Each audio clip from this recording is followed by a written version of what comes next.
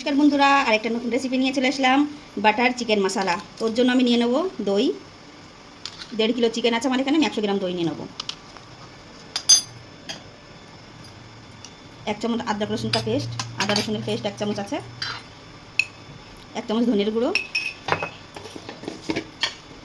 1 চামচ লঙ্কার গুঁড়ো,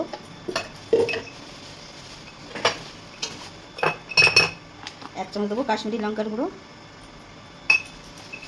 আর 1 চামচ দেবো গরম মশলা, চিকেন মশলা।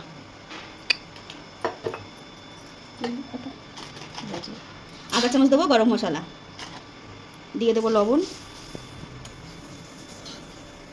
দিয়ে দেবো একটু হলুদ। ভালো করে এটাকে ম্যারিনেট করে নেবো আর রেখে দেবো এটাকে আধা ঘন্টার জন্য। দিয়ে নেবো একটু পেঁয়াজের বেস্তা। পেঁয়াজেতে একটু তেল আছে, ওর ভিতরে আমি দিয়ে দেবো 50 গ্রাম বাটার, একটু জিরে,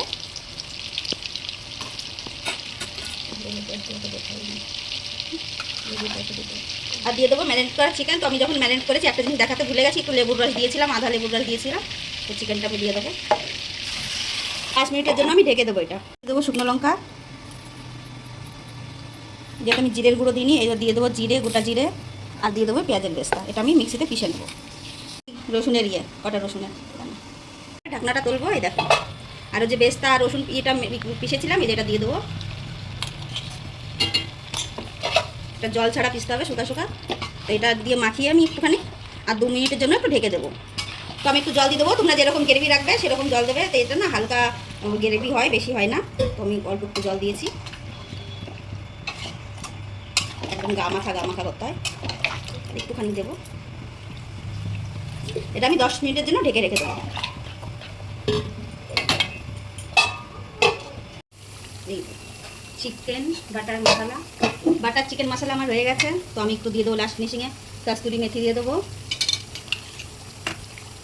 দিয়ে দেবো একটু গরম মশলা, দিয়ে দেবো ধনিয়া পাতা, আর দিয়ে দেবো একটু ফ্রেশ ক্রিম।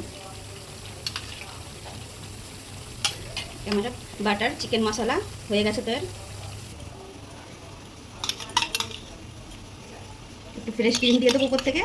এটা হচ্ছে আমার বাটার চিকেন মশলা। একবার বাড়িতে ট্রাই করবে, যদি ভালো লাগে আমার চ্যানেলটা সাবস্ক্রাইব, লাইক আর কমেন্ট করে দেবে। Thank you.